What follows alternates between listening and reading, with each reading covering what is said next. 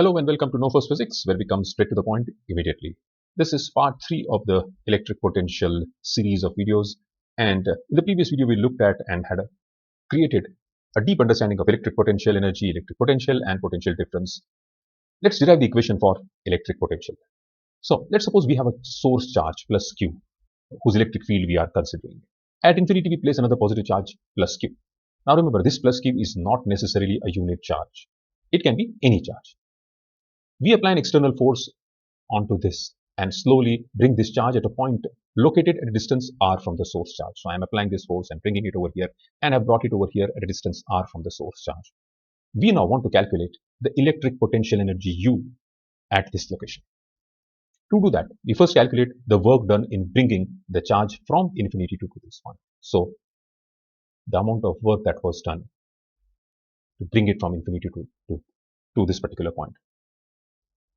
At first glance, someone might say that this work done would be equal to force into displacement. So take the force that you have applied and multiply it with the distance from here to here. But this approach will not work here. And I'm sure you have guessed why. Because the electric force acting on this object is not constant.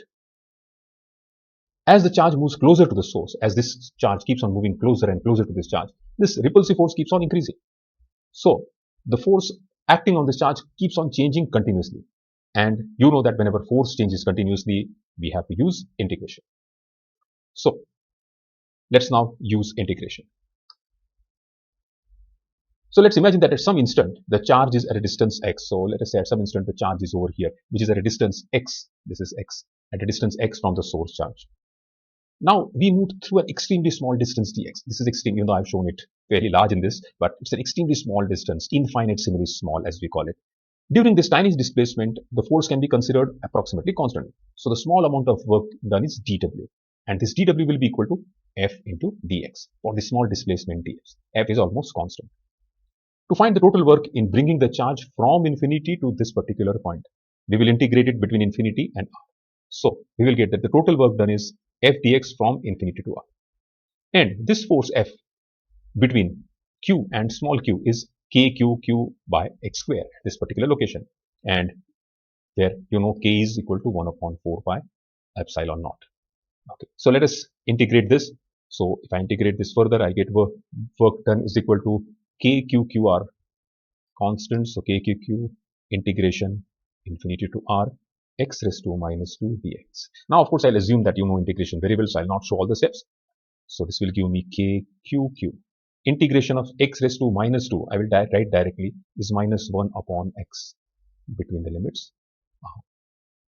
And that will give me work done is equal to minus kqqq 1 upon x between the limits r. So I'll write down 1 upon r upon minus 1 upon infinity.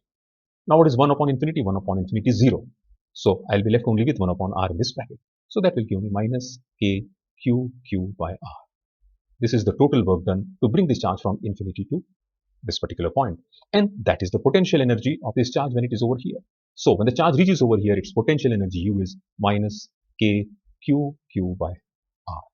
So U is equal to minus kqqq by r. So we have obtained an equation for the potential energy of a charge Q when it is at a distance r from source charge Q. What about electric potential? So electric potential V, as we know, is V is equal to U by per unit charge. Putting the value of U, I'll get minus kqqq by r into Q, and that will be minus kq by r. So electric potential at this particular point is V is equal to minus kq by r. And note, this is the general formula for electric potential. So going back to this diagram, the electric potential at this location V is minus kq by r, and that is basically potential energy per unit charge. Right. So we have derived equation for both electric potential energy and electric potential. A couple of points to note: both of these U and V are scalar quantities. That's a point to be noted. And so, if we are asked to find out the electric potential at a point because of two different charges, Q1 and let's say plus Q2, then you have to do the scalar addition or the algebraic addition of these two electric potentials at this point because of these two. To summarize, electric potential V is the electric potential energy gained by unit charge when placed at that point. And the equations are V is equal to U by Q, potential energy is minus KQ upon R, unit is of course joules because it's energy, and V is minus KQ upon R, which is volts. I hope this video has helped you get a very good understanding of electric potential and electric potential energy. If you like this video, if it has helped you, please subscribe to Know First Physics. And I will now connect with you in the next video where we'll be discussing something very interesting. We will be discussing electric potential energy and electric potential with reference to a simple electric circuit. So I look forward to connecting with you in the next video. Thank you.